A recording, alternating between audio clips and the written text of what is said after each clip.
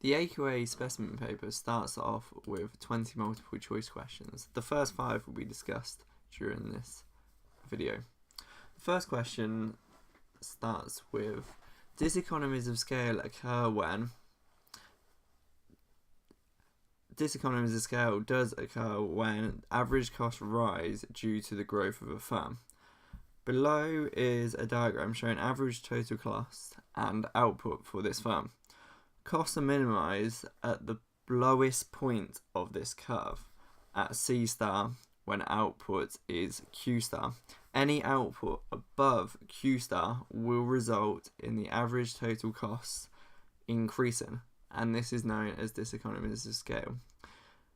So the answer for question 1 is D. Question 2 has a diagram with demand shifting outwards. The diagram below shows 2 demand curves for frozen peas. The diagram shows that all other things being equal, the shift of the demand curve for frozen peas from D1 to D2 can result from: A. An increase in the quantity of frozen peas supplied.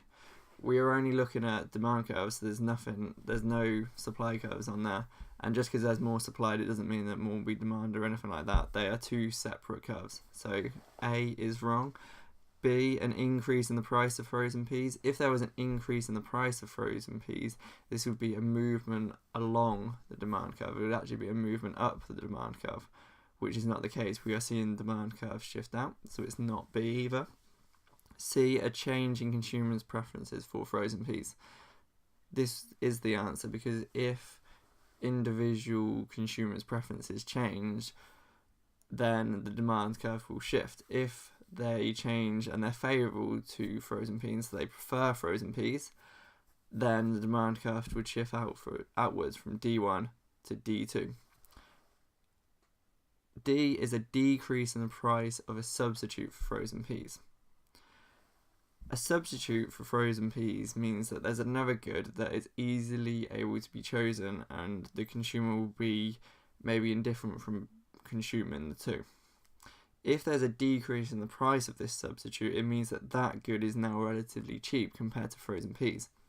This would result in individuals choosing to consume this substitute rather than frozen peas, and would actually cause the demand curve to shift the other way. So from D2 to D1. So the only answer for this one is C, a change in consumers' preferences for frozen peas.